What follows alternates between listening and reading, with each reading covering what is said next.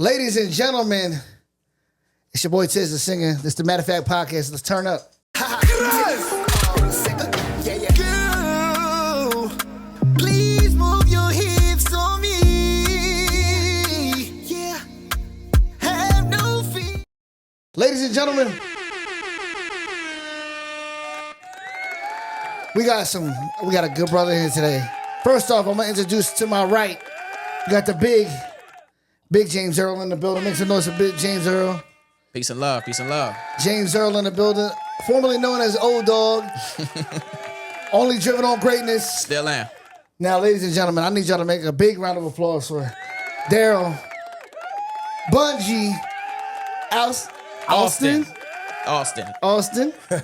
What's I up? got you. Yeah, that's what's up. What's up with it, brother? How you, Chilling, man? I'm good, man. How are you?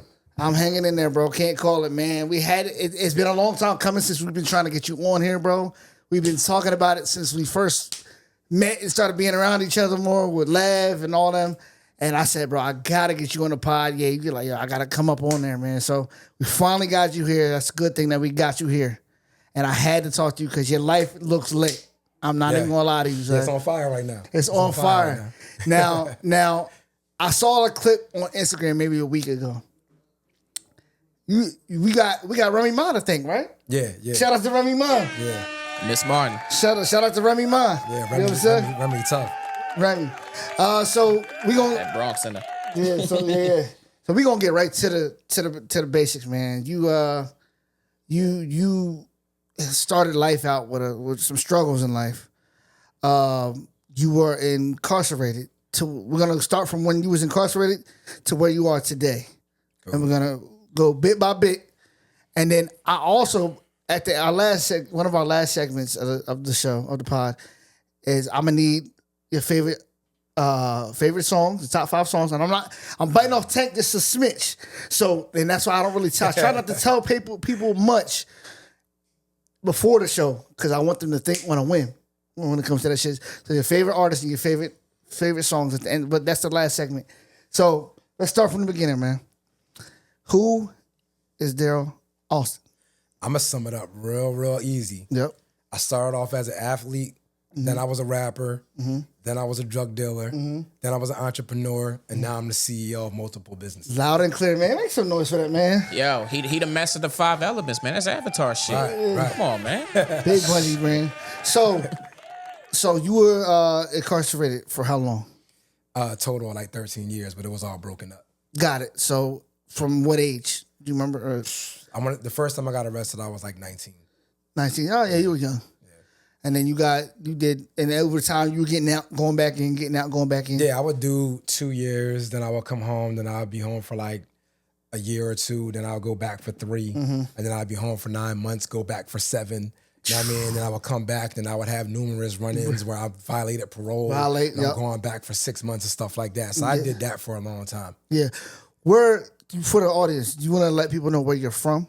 I'm from Paoli, PA. I know a lot of people don't realize where that is, but it's like right near King of Prussia Mall. Right near King of Prussia Mall. I grew up in Paoli and in a place called Mount Pleasant. So I grew up between both of them. Oh, Mount Pleasant, that's a nice area. Yeah. So I grew up in both places. Yeah. So yeah, man, that's around where we all grew up. I grew up in Pottstown.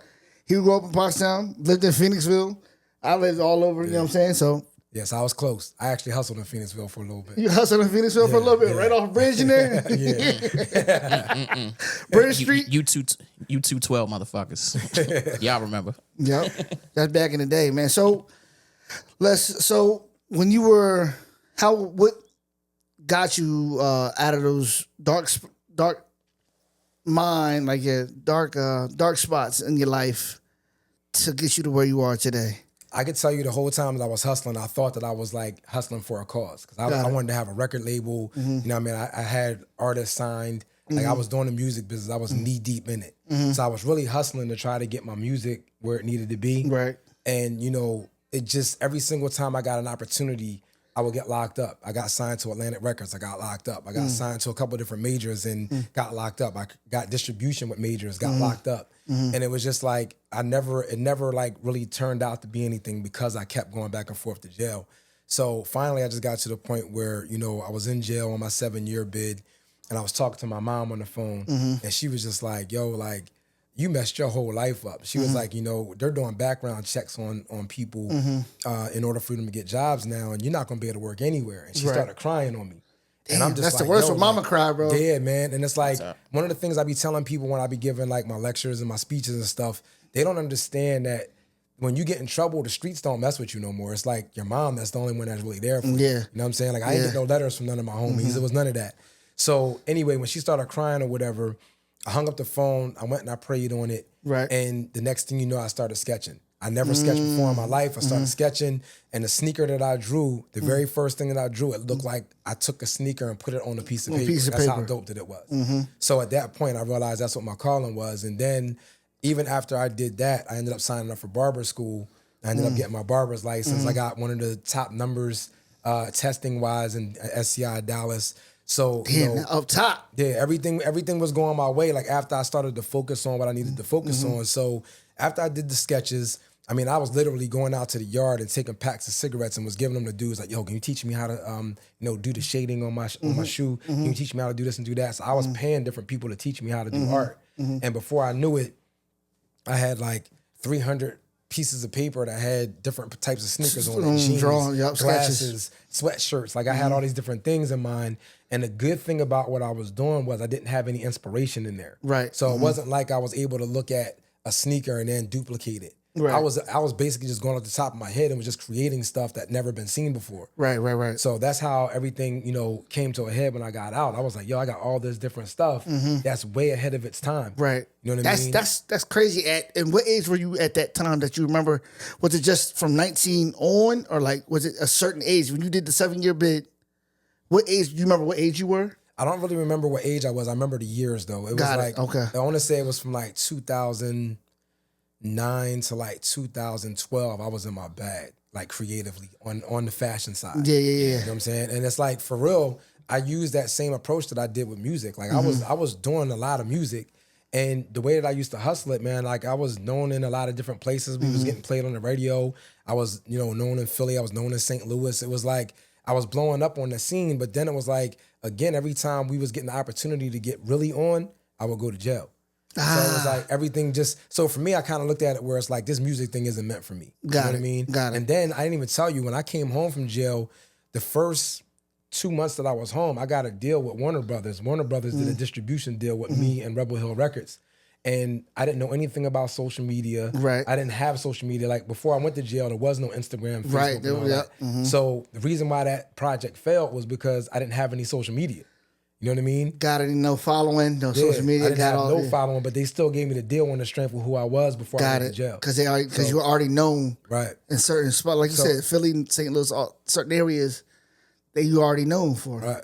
Got it. So what happened was they ended up putting the album out. It's on Apple Music and all that right now. It's called For My Fans by Fourth Quarter. That was my rap name, Fourth Quarter. Fourth Quarter. That shit kind of hard. I ain't even gonna lie. Kobe. Yeah. So the fourth was because my name is Darrell.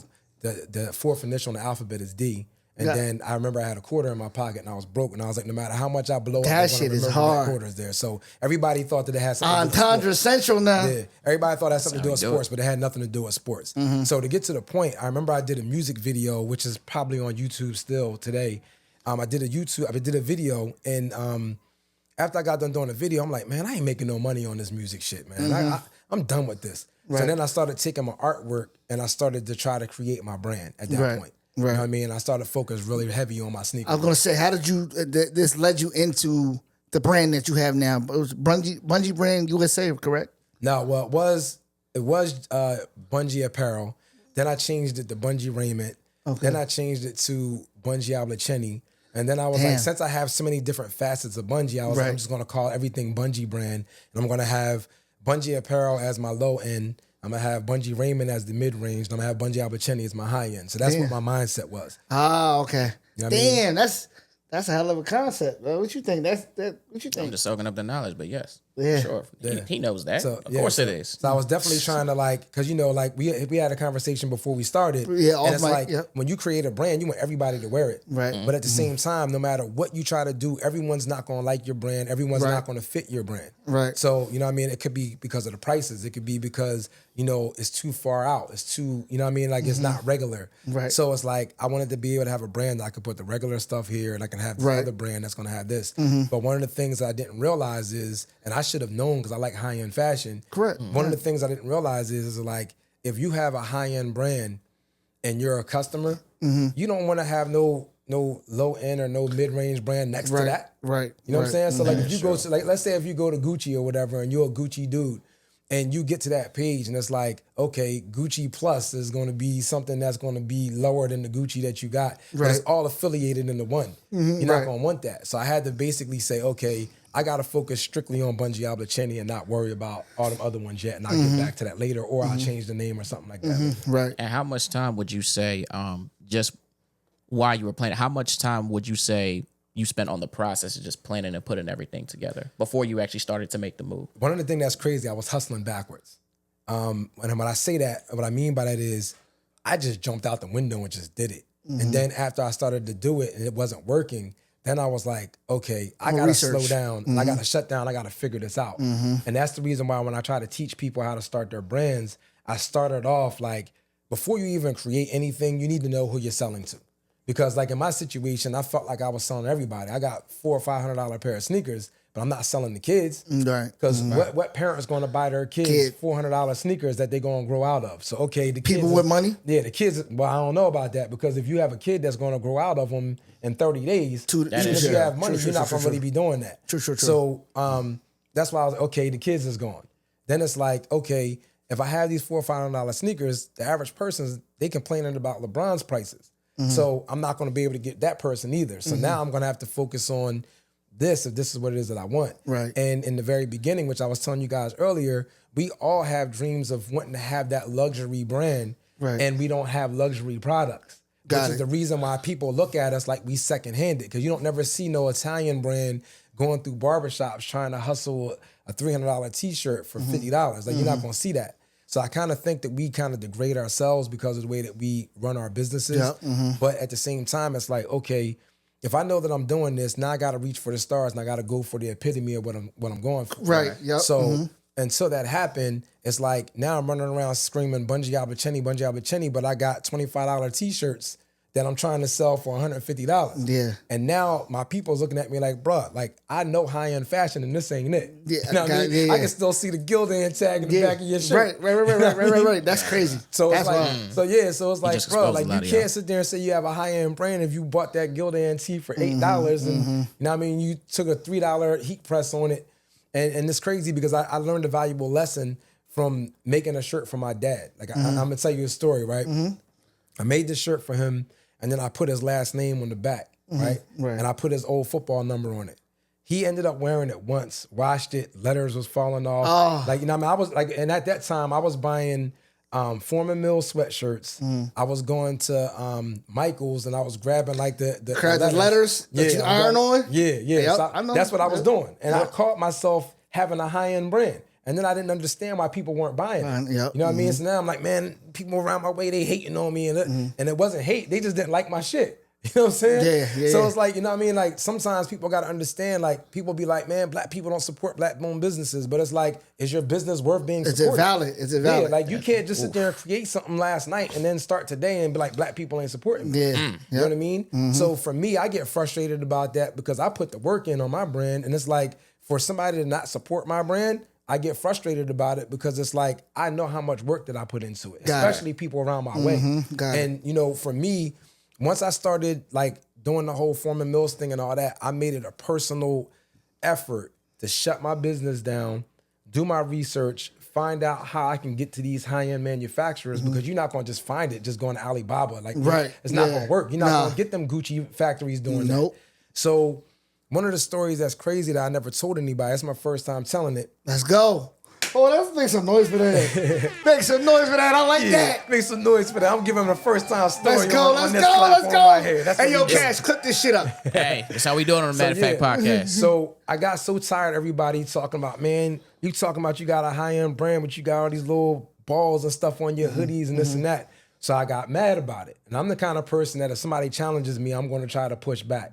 So I was like, you know what? The Magic Convention is coming up in Vegas. I'm taking a flight out there and I'm going to figure out where I can get my stuff made at. So that way it's going to be a little bit more expensive. Right. Yep. Right? Right. So Yeah. I went to the Magic Convention, not realizing that the Magic Convention is basically a place for like entrepreneurs to be able to sell to other stores. Right. I'm thinking I'm going out there to be able to get Network and get some your shit out. factory stuff. Yep. Yeah. So fortunately for me, I took this trip by myself. You know what I mean? This is what one of the things that people don't do is like I take a lot of time to go places and do different things by myself. Like that's how I met Earn Your Leisure. That's how I got with Nick Cannon. That's how I did all those Shout different out things. to what's that? Brandon and who's over there? At Earn Your Leisure. Respect. I want to Rashad and what's the other one's name? Rashad and Troy. Rashad and Troy. Yes, Yeah. I know. Yeah, shout out to So them. I was on that show, but the only reason why I was on that show was because I bumped into him in LA. Shout out to And, Rashad and I Troy. I did a solo trip to LA because I'm like, I gotta go grind.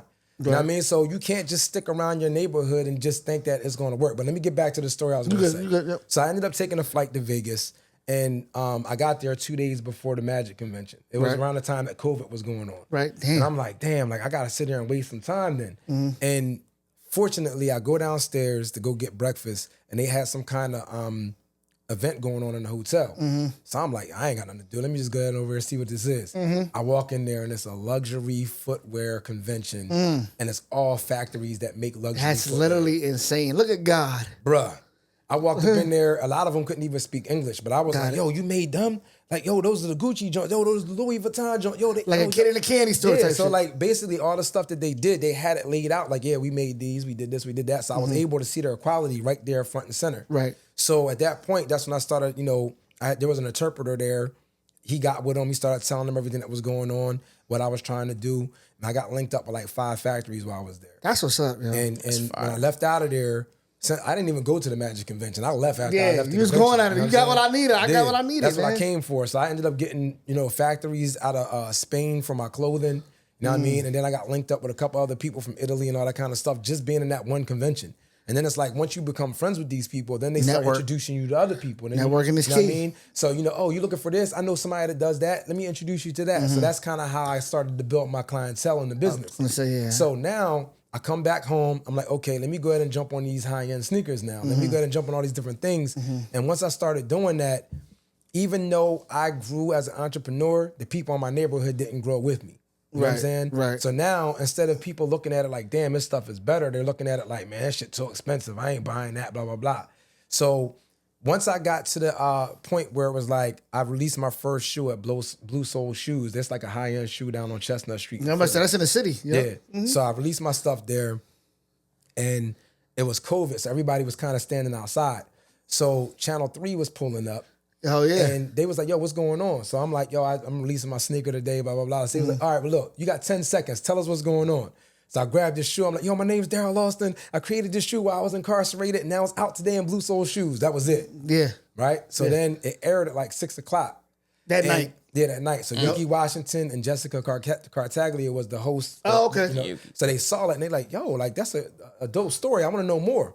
So Jessica Cartaglia reached out to me and she was like, yo, I got a full hour show. I want to try to bring you on a show so we could talk about your story. So I was like, all right, bet. So a couple weeks later, I'm on the show and the show did so well that Channel 6, Channel 10, Everybody 17, was. Channel 29. Everybody in the city was on my man's body. Everybody. I'm And doing interviews every single day. Everybody want to know like how I created this brand while I was in jail. How did I do this? How did I do this?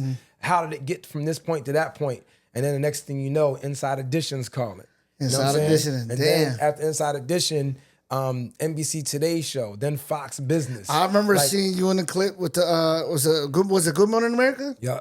I seen that one. Yeah, so everybody Yeah, started he hitting was me on up. it. And it was like, it was happening so quick, I ain't even have a chance to even enjoy what Enjoy was it. happening. Yep. You know what I Right, you mean? so locked in the moment, Yeah. you didn't even And it's realize like, what was happening. I'm not even realizing that, because I wasn't even really posting that much at the time, but I went from having 300 followers on my Instagram page to having 40,000 followers. I'm like, yo, how You thought y'all it was get some followers? bots. You thought it was some bots. Bro, I Bots. didn't know what was happening. And then ever since like I did the Nick Cannon show, I be getting 5,000 followers a month, bro. And then That's it got to like 85,000 now. But it was just crazy how the growth went from it being 300 followers on my business page to now we're at 86,000 followers. 86,000. I was going to say, You you know what I about mean? 86,000. That's insane. And we're getting new followers every time I go into my thing is new followers. You Right. know what I mean? So, Yep. you know, to me, I just looked at it where it was like all my opportunities all came because of that. So Mm-hmm. then I ended up getting into Foot Locker because the CEO of Foot Locker, his name was Mr. Johnson. He ended up seeing my episode of Inside Edition. We'll and was get to like- that. We'll get to that. Yeah, so he was like, yeah, like I'm trying to get you, you know, in Foot Locker. I'm like, this ain't no CEO of Foot Locker. Who the fuck is this? You know what I'm You know what I'm saying? saying? Yeah. Right. Yeah, so you know, we ended up negotiating and talking about it, and it's just so crazy because the opportunity came, and I was so excited about it, but like nobody saw what was happening behind the scenes. And again, this is gonna be another moment. Hit that buzzer. This is gonna be my first time telling this story. Number 2. Yeah. Number 2. Story number 2. Let's get it popping. So everybody sees how we was in Foot Locker. The event was hundreds of people was there. Mm-hmm. You know what I mean? It was just a crazy event. But nobody know what happened behind the scenes. There was a lot of racism. There was a lot of Well, Foot not Locker. trying- This is Foot Locker. You said? Yeah. It was no support. You know what I'm saying? And it's like why I'm people not don't blaming shop there. I'm not blaming the CEO because the CEO wanted me there.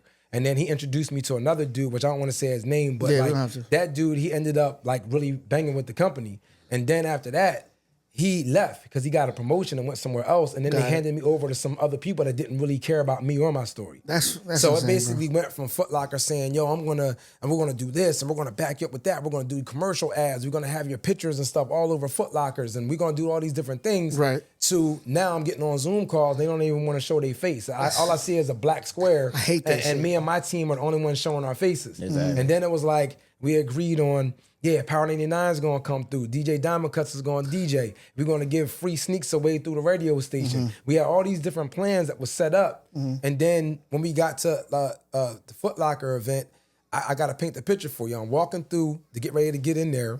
My team was already there setting up and my phone was blowing up. But I was like really stressed out because all my friends was like, yo, I can't make it, man. I can't make it. My son got a basketball game. Oh, I can't come. So I'm like, man, who the hell gonna come to this event? Then everybody calling out. Like, Right, I didn't think right. nobody was gonna come. So as I'm walking in, I'm seeing all these like security guards like up top, like up on the top, like row, Oh, looking yeah. down. And I'm like, "What the fuck? What's going on? Like, why, I'm in all this security here, right? So as I'm walking into the Foot Locker, I got there like an hour early or whatever. And my assistant came up to me and she was like, yo, everything that they promised you, they just took it away. I'm like, what are you talking about? She was like, Power 99 is not allowed to set up here. They shut that down. DJ Diamond Cuts and them was standing there like, yo, bro, like, what do you want us to do? Because they couldn't do what they couldn't set up the turntables enough and they shut it all down. That's crazy. It was supposed to be a 4-hour event, but they turned it into 2 hours. Then they was like, you know, we got heavy security because they didn't know. They thought that it was gonna be a whole bunch of thug dudes. Niggas was gonna be coming. irate. Yeah. So they was like, you know, we don't want all that happening, so we prepare for anything crazy to go. And when you know, and it was just like, damn. So as I'm in there arguing back and forth with them, I ain't seen no pictures on the wall that they promised. It was nothing that they said they was gonna do. So I'm just kind of sitting at the table trying to figure out what the next move is gonna be. And then I see like a family member walk up, and then I'm just standing there talking to them. And then all of a sudden, my assistant comes up to me and she's like, yo, like, you gotta keep it moving. You gotta keep it moving. I'm like, what are you talking about? She was like, yo, Foot Locker said you can only talk to like people for like 30 seconds at a time. What? And I'm like, what are you talking about? Like, I'm not taking no 30 seconds to talk to my family and friends. That's out. And she Yeah, was like, that's nah. dumb. She was like, you don't understand. There's like hundreds of people standing outside. And I didn't see it because my back was to the window. Yeah. And then there was like mannequins and stuff and all that behind me. So I couldn't even see out the window. Oh, got it. So I'm like, what are you talking about? There's hundreds of people out there. She went outside and took a picture. And there was like a line that was from the Foot Locker all the way down the other side of it. I'm like, yo, who are all these people? Because all my people said they couldn't come. Right. So little did I know, all that footage when I was on, you know, the Nick Cannon show, when I was, you know, doing all these different things, I had real live fans. That's You know what I'm saying? insane. Make So- some noise for that real Plot quick. twist. Yeah, it was crazy. Make some noise for that, Now man. it's like, as I'm sitting up in there, I'm getting all these different people coming up to me trying to get me to sign their sneakers and to sign their sweatshirts, and they buying stuff all on the spot. So we ended up breaking some sales records at Foot Locker that day. That's because there was crazy. hundreds of people there, and we had to like do it every 30 seconds to get everybody in to be able to talk to me. Right, that's so crazy, The event bro. was insane. Like it was the craziest thing I've ever seen in my life. That's a blessing right there, bro. And it's, But the thing that was crazy was I was like, I'm not doing business with them anymore. Now they do still carry my stuff because Right. we you know made some adjustments to you know some things, but it's like I never really did anything more with them because of that. And then on top of all that, that wasn't really the put a bad taste in your mouth. yeah. So then my next goal was I need Neiman Marcus because Neiman Marcus is where That's high end. right, That's where where everybody be at. and that's where I shop at. So that's why I was Right. like, I want to be able to have my stuff on these shelves. So it's a whole long story with that. But the thing that I can tell you is, you would think that since Foot Locker treated me like that, then Neiman Marcus would have been worse. One thing I could tell you is Neiman Marcus was the complete opposite of Foot Locker. Got it. Make some noise for Neiman Marcus. Yeah. one Yo, time, bro. please. Neiman Marcus was polite, they was courteous, the management treated me like royalty, and they were so excited to have our brand there. They was coming up with different plans of how we can do things. They was like, well, you tell us what you want. And I was like, I need a DJ, I need this, I need that. And they was like, listen, we gonna even do better than that. That's for the release, you're telling me? Like, Yeah, for the day that I was The day going to you appear. release, in there. okay. So, because you know, the day of the release, that was the day that I was like doing an in-store appearance. Got it, So okay. they was like, yo, like we even gonna do even better than that. We gonna put your, as a matter of fact, I'm getting ahead of myself. So they was like, you know, we're gonna have a party for you. You know what I mean? You can invite 50 of your closest people. You know what I mean? The day before the event, we're gonna have a party for you on the 3rd floor. Okay. So I ended up having a party. The general manager, her name was Diane. She got really emotional. You know what I mean? Because she was just happy for me because she saw my journey That's what's up, to go man. from prison to Neiman Yep, Marcus. yep. So like that's a lot of behind the scenes footage that I never shared before. I do have the footage, but it was crazy that, you know, Neiman Marcus gave me that introduction to the business love. like that. So then after we ended up doing that, they surprised the hell out of me with having a full display of all of our stuff inside the store. Like the whole men's department was all Bungee stuff. And not only did they do that, they gave me a storefront window. Damn, they gonna get some, man. Make some noise for the window. Yeah, so I still have footage of that, pictures of that. I might even give it to y'all so y'all can show it to the people that's Yeah, we listening clip right it now. up. Sure. Yeah. So anyway, you know, the window was crazy. I was out there, John, crying like a baby, man. I would. You, know I what I mean? hope you were. Because it was like, bro, like I basically went from Your former life, bro. mills, heat pressing my shirts on, getting disrespected by the people in my hood and all that. And it was just like, you know, I finally made it to Neiman Marcus, bro. That's what's up, bro. And the thing that's so crazy for me is that all those news channels, every single time I was on TV, I made it a point to try to not only say where I was from, but to try to let the people from my neighborhood know that I was doing it for them, thinking that everybody's going to support my brand. I can tell you right now, only a handful of people wearing my stuff in my neighborhood. Yeah. You know what I'm saying? That's So how it's it usually like, goes. if it wasn't for True colors type all these shit. other states, all these other people and all these other fans that ended up coming because of what I did, I wouldn't be where I'm at right now. You can't. So basically, the moral of the story is whether you're doing music, whether you're doing clothes, whatever, don't depend on your neighborhood. Damn, make some noise for that. Period. And it's funny. I swear that's how I've always like kind of carried it too. But then again, like, you know, I'm always grateful for anybody that supports me. But I never try to think like, you know, to be like the biggest in Pottstown because I've always thought like ahead of that. I'm glad you do. Yeah, Got to. That's it. You got to. And one of the things that I realized in this business is that communication is key. Definitely. Communication and networking. And what I mean by that is like, you got to remember the story.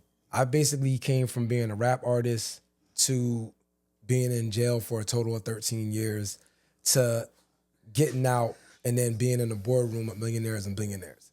And it was such a thing for me because I'm used to being like, yeah, you know what I'm saying? Yeah, you know this is what it is. You know what I'm saying? Like, I had to slang like crazy. Of course. I literally had to go to YouTube, which I call YouTube University, and I had to learn how to communicate again. Yep. Because you Oh, can't wow. get into these you can't get into these buildings and you can't get into YouTube is king. meetings with these people talking the way that we talk in the hood. Yeah, word. You know what I mean? Yeah. So it's like, you know, now I have people like, man, you sound like a white boy. It is what it is. 'Cause Articulate. I'm in the room with these people. I can't be in there trying to sound like I'm hood. Yeah, Like you it's can't not do going to that. work like that. Gotta articulate So yourself. It's all one of the right. things that I have to tell people is like, that's the definition of when keeping it real goes wrong. Like that's what it is. Because they're not gonna want to do business with you if you sound like you are like that. Like you know what I mean? You got to gotta code learn how to switch. speak. You got to code switch. Right.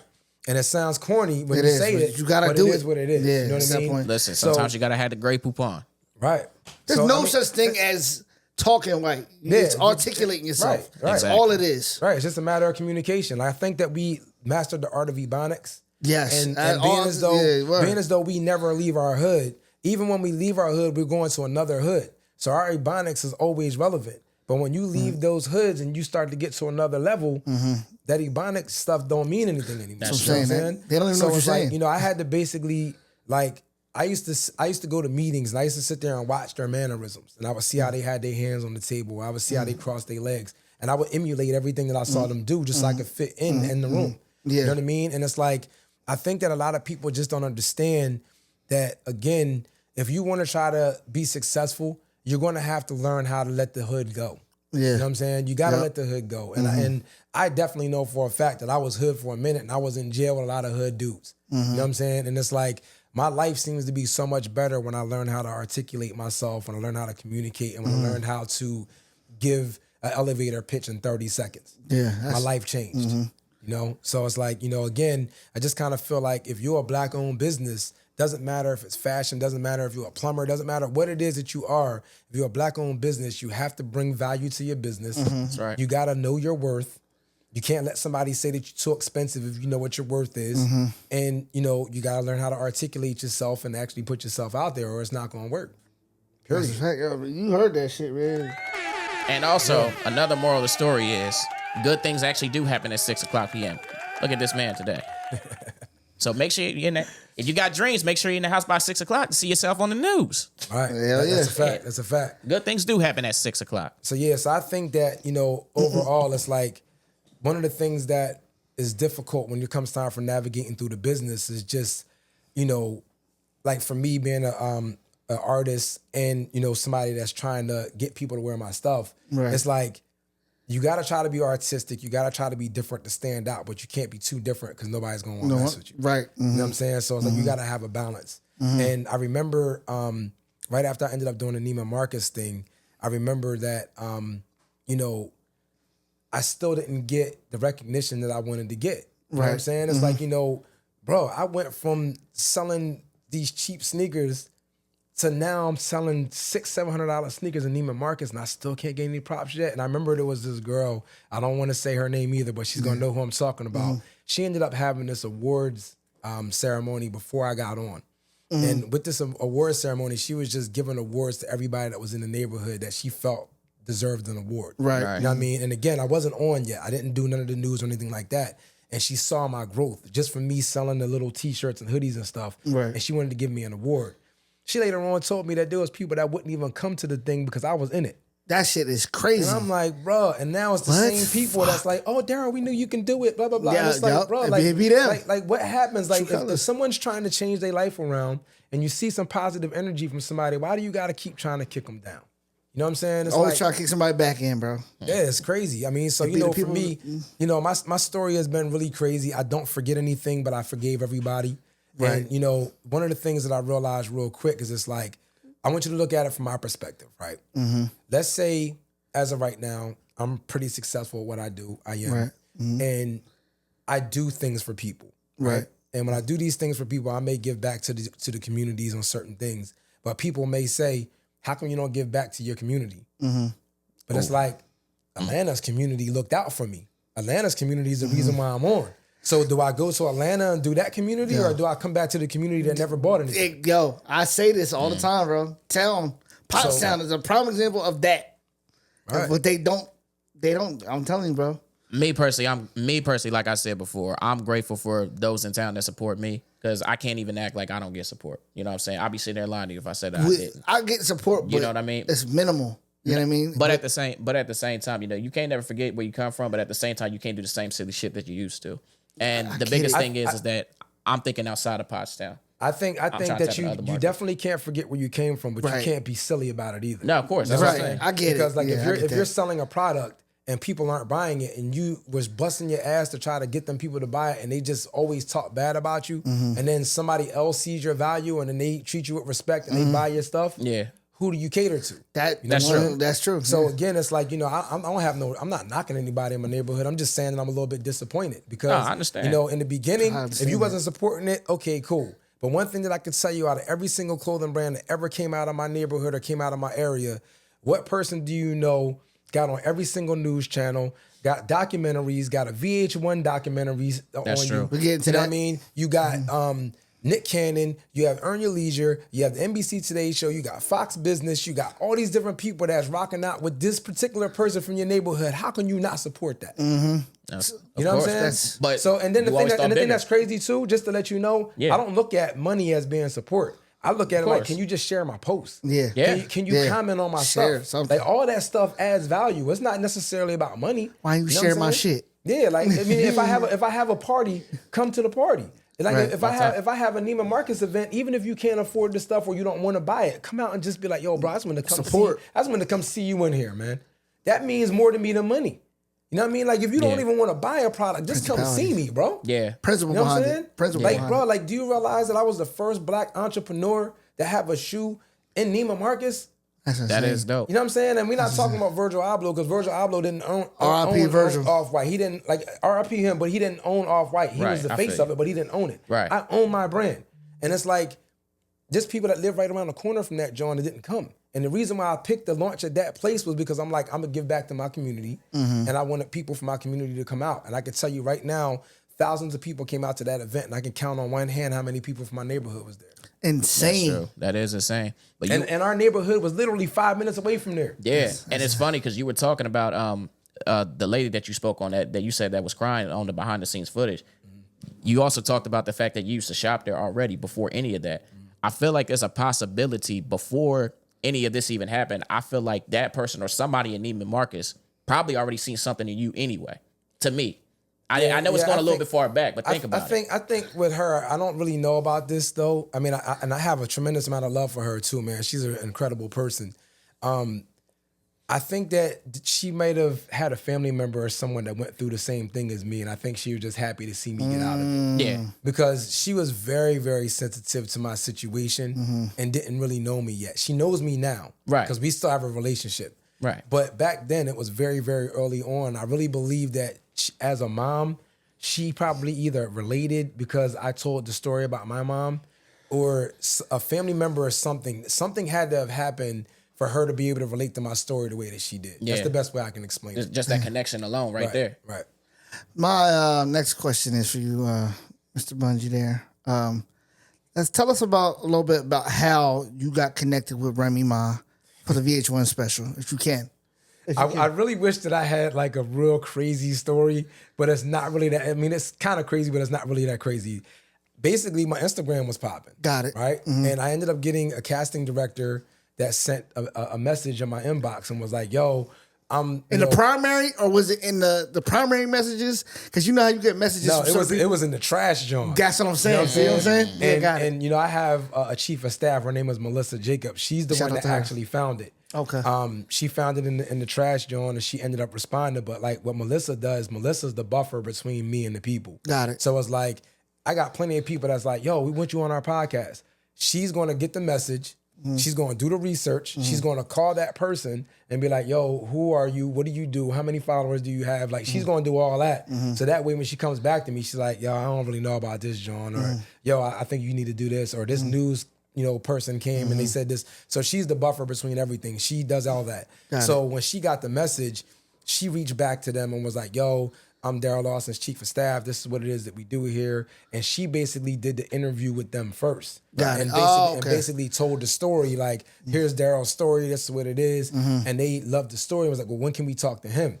And then she came back to me and told me about it. And I was like, I had a whole bunch of questions. So she was like, all right, I'm gonna set up another meeting. I'm gonna take the next meeting. So she went back and did another meeting with them, asked them all the different questions. Cause I don't waste my time. I got Right. every minute of my day is busy. You know what I'm saying? Word, yep. So she went back and she checked it. And she was like, yo, it seems like everything is legit. They want to interview you. So I'm like, all right, cool.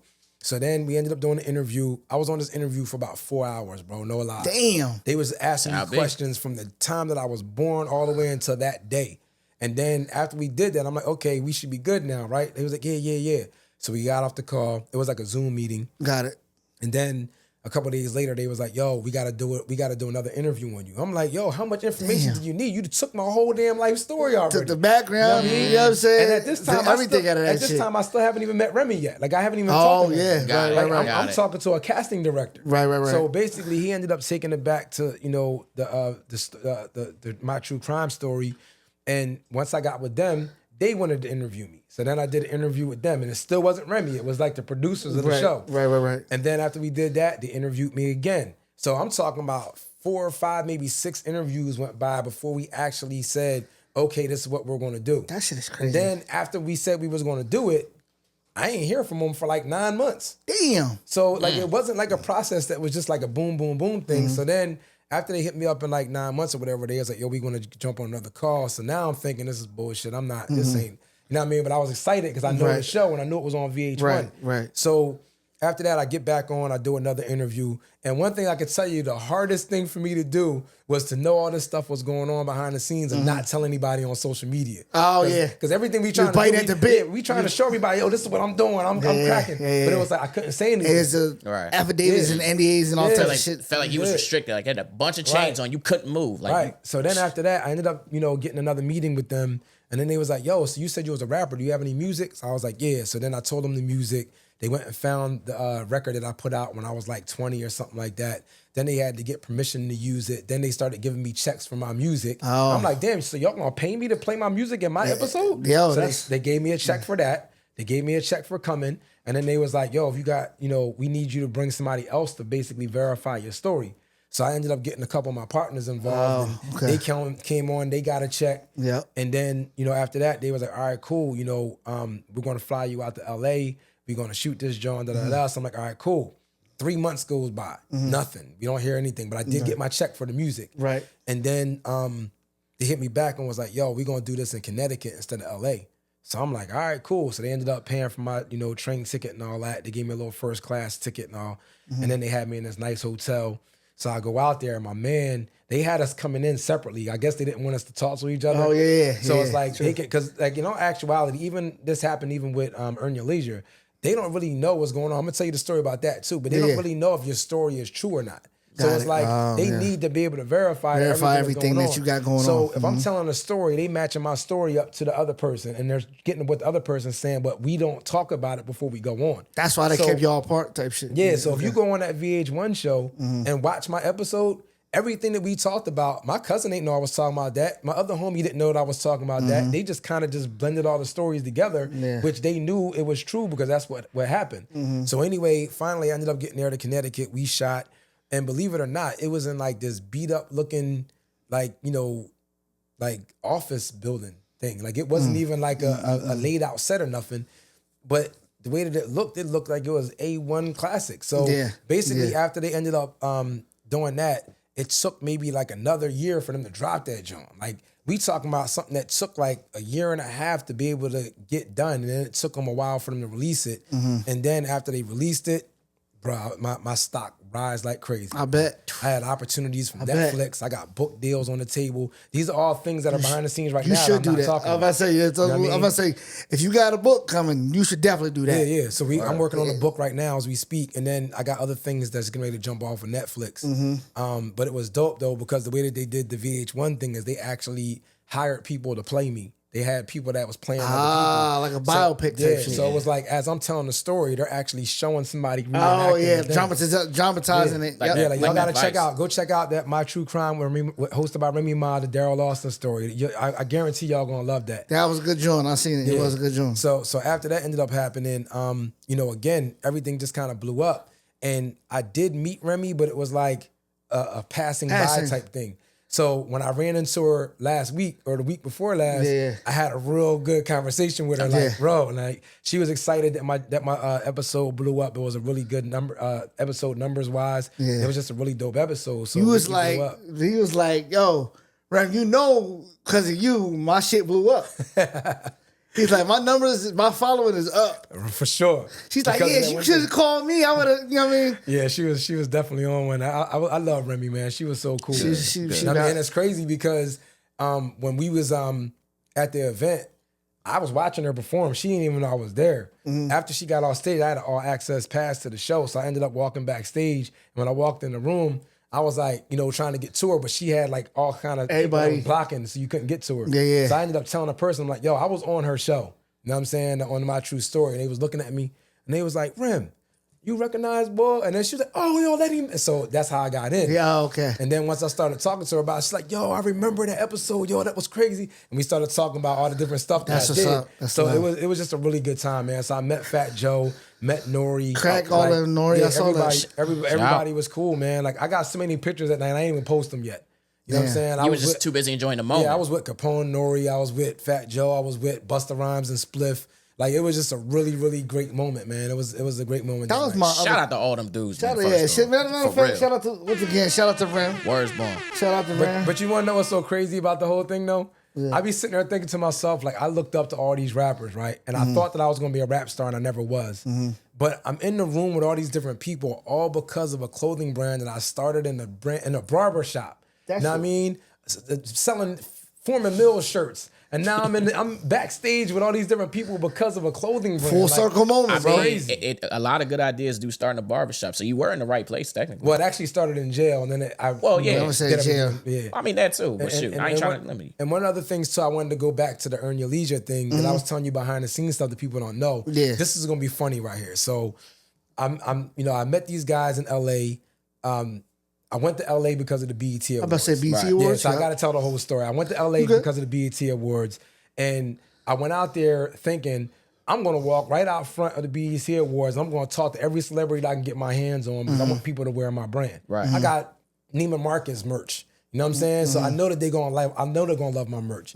So when I got out there, and again, it's another solo trip, the same way I did the Vegas thing. Okay, yeah. When I'm on my grind, I'm on my grind. There's a lot of people that are out here that won't do something because somebody don't want to come with them. Bro, I do everything by myself. Bro, I literally do. I don't even. I performed in Atlanta. I performed in places where I do go by myself. And if you're not gonna do that, you're not gonna succeed. You know what I'm I'm saying? telling you right now, I'm not waiting for anybody to come with me. That's a If I fact. get an idea, I'm out, and then my people know that I did it after I came back.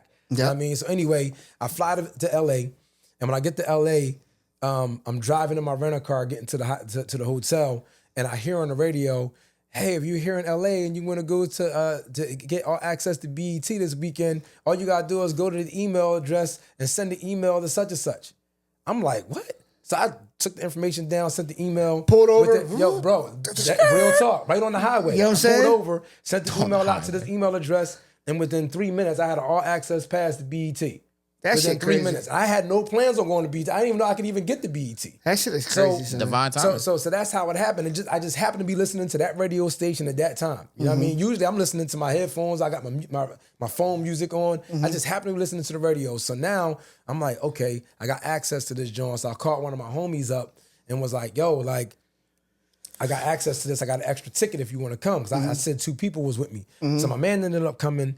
And Gilly and Wallow was at BET doing one of the episodes there. Oh, yeah, so okay. Yep. One of the things that people don't know is I was locked up with Wallow. Wallow was on my block. It was Dallas. It was at Dallas. Yeah, Dallas, yeah. yeah. So he was on my block or whatever. I knew Wallow for years, right? Shout out to Wallow. I'm not gonna say that was my man in jail or nothing, but we knew each other. And I was well known there because I used to like make beats, and all the rappers used to come to the table, and I used to Wallow's make a beats for funny rappers nigga, and bro. shit. So anyway, after all that ended up happening, Wallow and Gilly and them, they didn't give me no love in the joint. Like I ended up running down on them. They was so in their moment, they wasn't trying to hear nothing I had to say, bro. They was off doing them. So Rashad and Troy ended up doing their show. They was interviewing Nene Leakes. Nene Leakes and all them, yeah. So they was doing that, and I'm like sitting front row, and I'm like, all right, I know Earn Your Leisure. I'm trying to get to these boys, right? So after the show was over, I ran up on Troy, and my other homie ran up on Rashad. So when they ran up on these dudes, Still good? Still good? You got 31% on the one battery. You have It's 47 minutes. 48 minutes. All right, yeah, we got about. yeah, I'll wrap it up soon. You good, you good. All right, so anyway, I ended up running up on Troy, and my man ran up on Rashad, but they again was like bombarded by all these different people, so we couldn't get to him. So my man was like, yo, I know where they come and they go. We got to go to the back over there. So I'm like, all right. So I ran over to the back, and now there's a security guard over there. Right. So my man started talking to the security guard, and I seen Rashad walking out the back getting ready to go to their car because they was getting ready to go to the airport. Yeah. So I ran up on Rashad. I'm like, yo, bro, I love y'all story. I mean, I love y'all show. You know what I mean? I was just on a Nick Cannon show. I'm trying to see if I can get on your show. He was like, you was on a Nick Cannon show? He was like, for real? I was like, yeah. So I pulled pictures. I've already had it queued up. Showed him, you know what I mean? What Yeah, he, yeah. he was like, so what's your deal? Why was you on the Nick Cannon show? I was like, yo, I started my brand while I was in jail. Things blew up. And now I'm getting a whole bunch of media coverage. He immediately was like, yo, get Boy's number. So I ended up giving the boy my number or whatever. And no lie, when they was on their way to the airport, he was like, yo, when you coming back from New York? I mean, from LA. I'm like, I'm leaving tomorrow. Because this was the night of the BET Awards. They was like, yo, come to New York tomorrow. Okay. That's how fast it happened. Yeah, bro. That's The fine. next day, when I landed in Philly, I jumped in my car, drove straight to New York. Run up 95. Right up 95. Went Yep. straight to their studio, and I did the Earn Your Leisure interview I there. think I want to say they in Brooklyn. Are they Manhattan? At least They like on the outskirts of all that. They like Jersey? they kind of like Jersey, New York. Jersey, New York. So let me tell you how crazy that this is, right? And I didn't even see it coming. So I'm in there small talking, same way we was talking before we started the episode. pre-pod. And Yeah. I mentioned something about being incarcerated with Wallow. I don't know that Troy and Rashad and them's cool with Wallow and them. I don't know yeah. this. I ain't saying nothing negative about anything, Yeah, but it was of just about the fact that I said something. So all of a sudden, I'm talking to Troy, but I see Rashad over there on his phone, but I ain't really paying it no mind. It is what it is. We all just getting ready to get on the joint. Yeah. So he gets off the phone. He comes over to the table. We all getting situated, getting ready for the show. And all of a sudden, we in the middle of the show. We talking. We in it. And his FaceTime thing goes off on his phone. So It was he's like, Wallow. yeah, he's like, hold up, yo, I gotta take this. So he answers the phone. It's Wallow. Hey, yo, Wallow, do you know dude? And put the phone right in my face. So if Wallow would have said that he ain't know me, they would have looked at me like I was a fraud. You know what I'm saying? word. Yeah, But yeah. Wallow was like, yeah, yo, what's up, D? What's going on? Da, da, da. I remember the boy, he used to be up SCI Dallas with me, and he basically told the Yeah. same story that I told. Yeah. So now, after they got off the phone with Wallow, it basically verified everything that I was saying. Crazy. So now my relationship with Troy and Rashad was on 100 now Yep. because they was like, this shit sounds like it's kind of unbelievable, bro. I don't know if you really did all the things you said that you Yeah, did. facts. But eventually, you know, the episode got really, really good, and now Troy and Rashad, we all good. Like even to this day, I can still call them boys, and it is what it is. Shout out to Troy and Rashad over there, Earn Your Leisure, man. Yeah, man. What other pods you like? I know a lot of them podcast people up there in New York, like Mandy B, Weezy, Rory Mall. I've tried to get my run-ins with Joe Button and all them.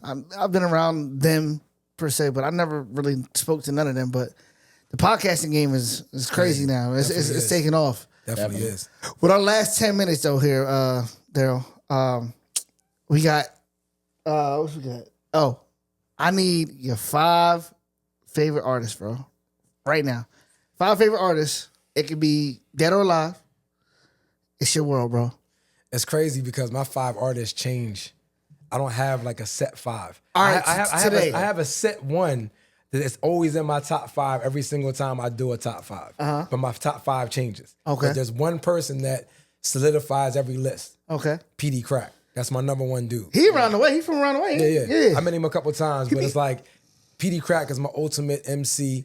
It's Pete Crack. Tell him again. It's Pete Crack. Tell all your friends I've seen Crack in a watermelon. Bruh, I feel like he's one of the most underrated artists, and I really wish that he got his just due because he's like one of the most Bloodhounds. talented artists I ever seen in my life, bro. He was at SPS South Philly Bloodhounds with all of them. My brother rapped for that nigga one time. Trap rapped for PD Crack because he was in Poundstown. Yeah, PD.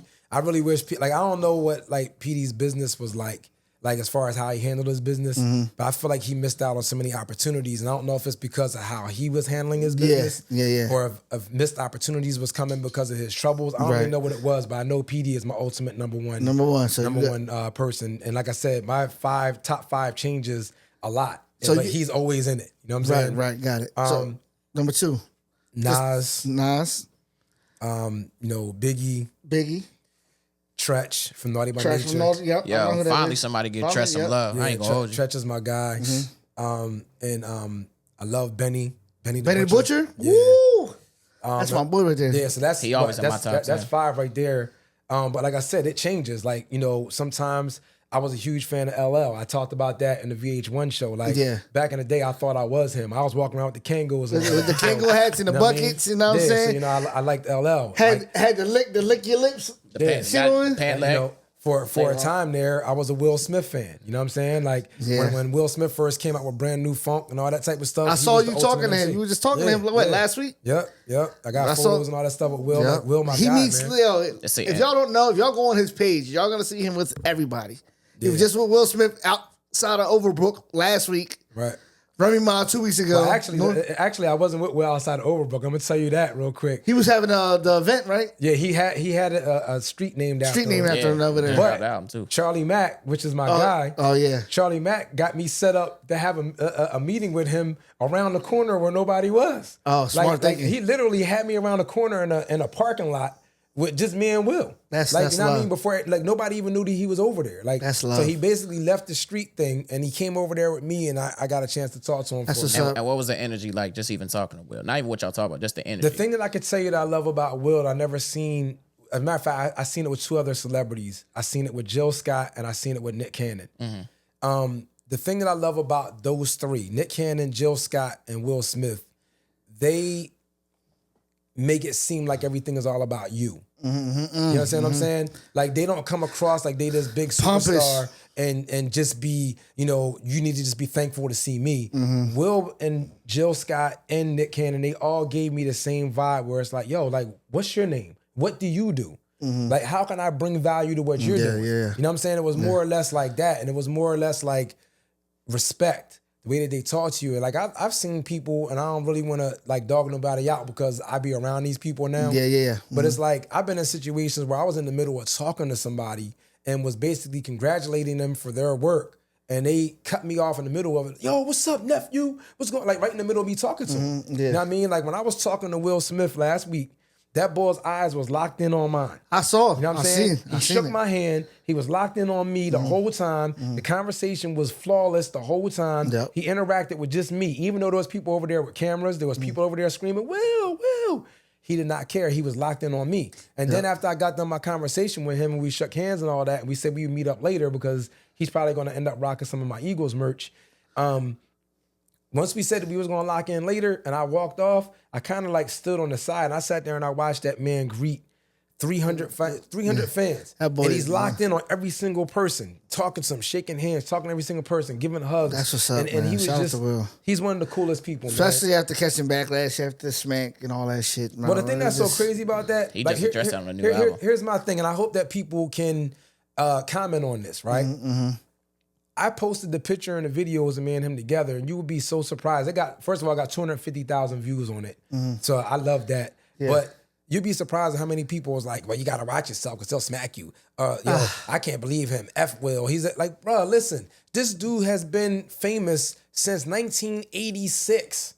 Exactly. And he had one flaw. He smacked Chris Rock. That's it. He slapped fire out of that nigga. So are you going to tell me that now everything that he's done from 1986 till now is not anything because he smacked somebody? Yeah. How many times has any of us been in situations where we got mad at something and we slapped him? Or we punched somebody or we did whatever. He ain't do nothing that a lot of y'all cats want to do because a lot of y'all do it for free. Yeah, and it's like, to me, it don't matter if he did it because Jada gave him a look. It don't matter if it don't matter. It don't matter. It's none of our business. He smacked the boy. That's what it is. He slapped it's fire over. He apologized to him. I don't know if Chris Rock accepted it, but I don't give a shit if Chris Rock expected it. Will is a legend.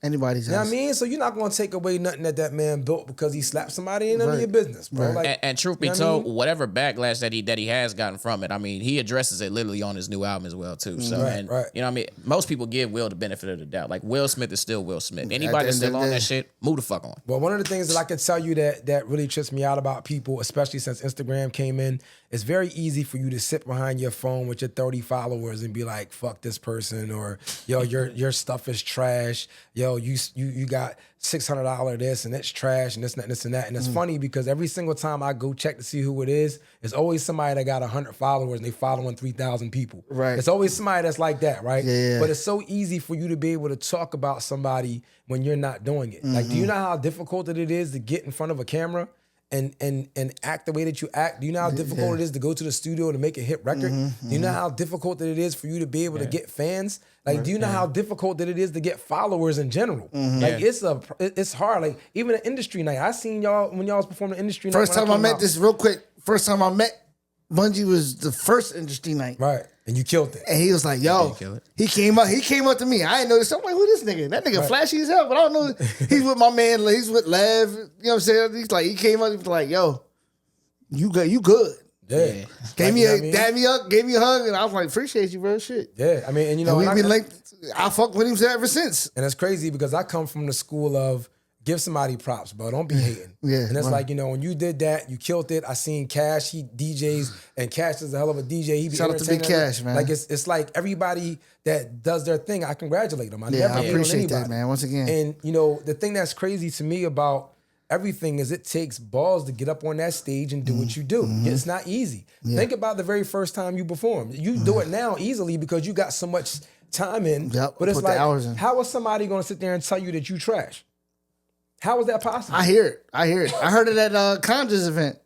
Somebody Bro. said I was trash. I mean, we But addressed my that. thing is, how can you say that somebody is trash if you can't do it? You know what I'm saying? I can't sing a note.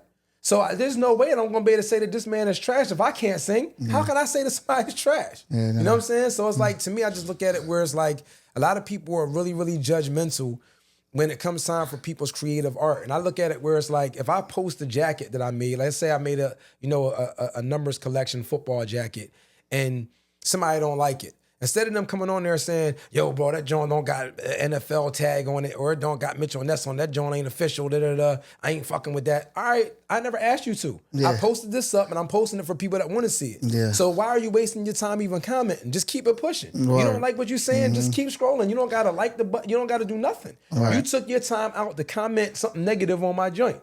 You know what I mean? So it's like, to me, I just look at it where it's like, bro, like, to me, I feel like you just want some attention. Let me go ahead and give you some attention. Right. You know what I'm saying? Hell yeah. So, and you know, like yesterday, I had somebody that saw my video because I was on the news like 2-3 days ago You about just on the tariffs. news. Yep, the tariffs. That's what I'm about to ask you. So I was on there about tariffs, and somebody comes on, they was like, why don't you just stop crying and why don't you just go ahead and just make it here?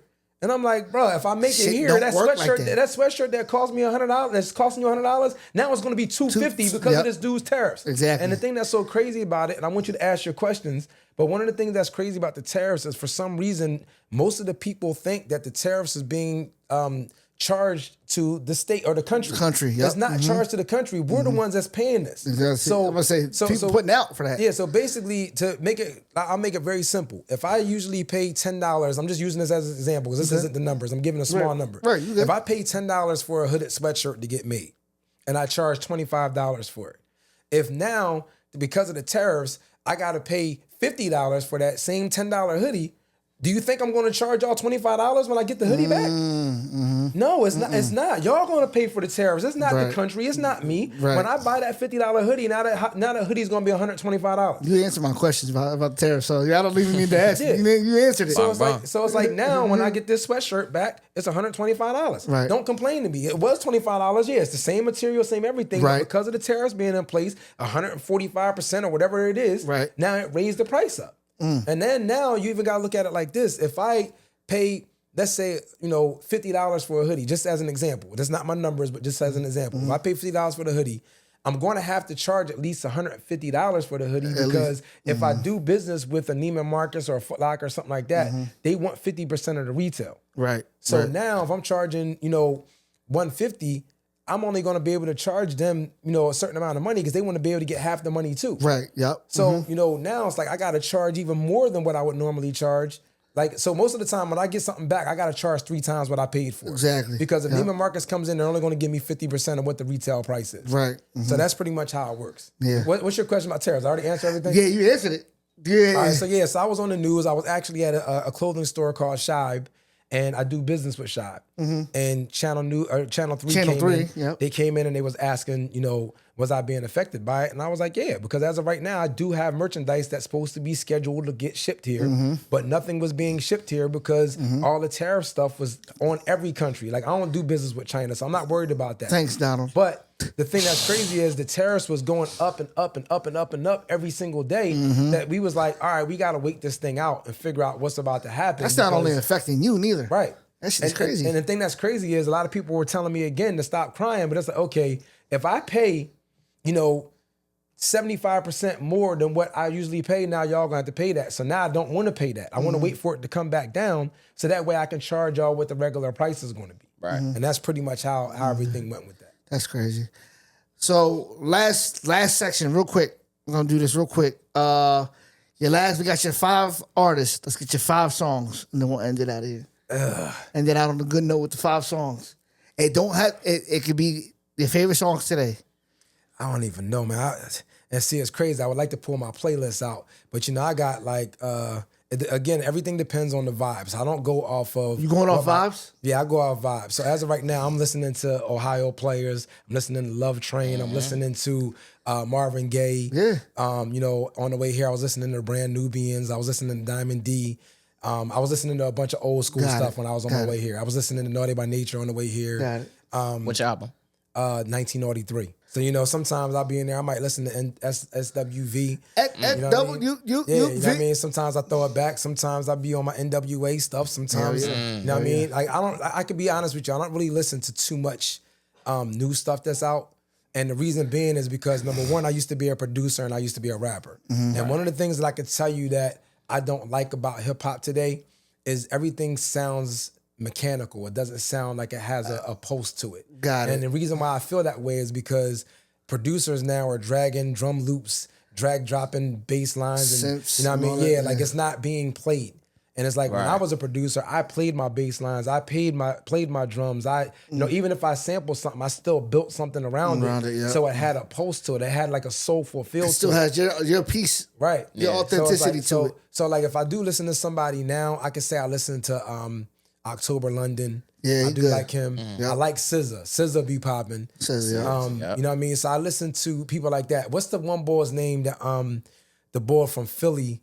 He got that voice that sounds like he did a joint with Meek.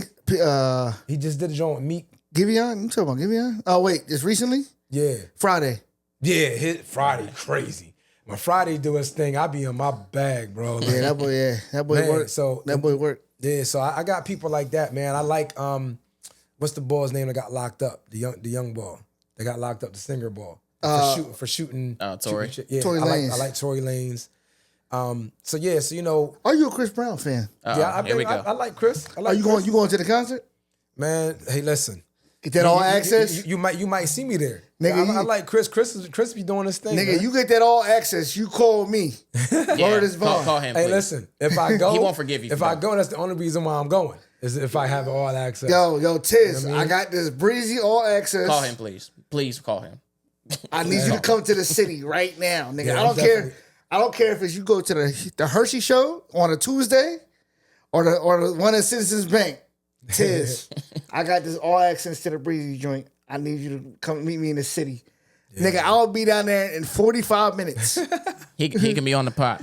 I'm I telling got you. If I can pull it off, I got you. Because getting into that's gonna be a little bit. That's gonna be it's gonna be a hassle. I know. But I'm gonna definitely try to see what I can do because I want to see him perform. I mean, that boy's crazy. But Bungee, man, I thank you so much for coming, bro. We finally got you up here on the pod, man. If you want to tell everybody out there where they can find you, where they can locate you, where they can listen to your music, watch the VH1 special, watch all your other interviews.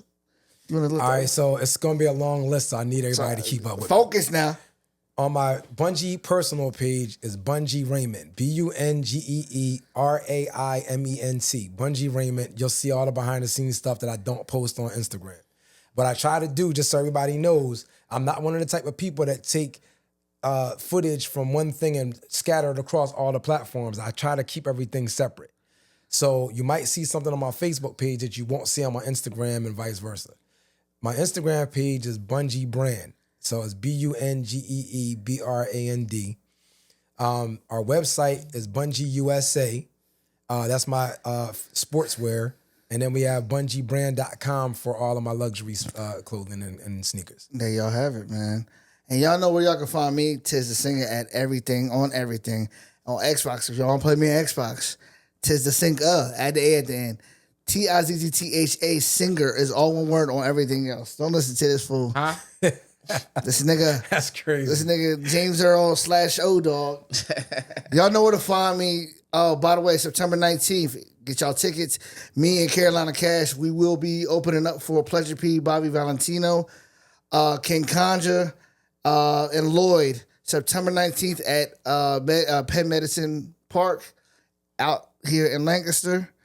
If you guys want to pull up, I would enjoy seeing y'all. Y'all better pull up. I know I'm gonna be there. Pull up. Shit. It's gonna listen to some good R&B, some good Afro beats. Shout out to my brother King Conjure. Yes. Oh, dog, do you want to know? Let people know where they can find you. James Earl. James Earl 610 Yes, James Earl 610 on Instagram. Also on Twitter. And just everywhere. That's what we pushing right now. All James Earl 610. Ladies and find me. Ladies and gentlemen, I thank y'all, man. Dale, thank y'all again, brother. My man, thank you again, brother. Thanks for having me, bro. Appreciate you. Y'all, see y'all next week. Have a good night. Have a good day. Whatever. Bye.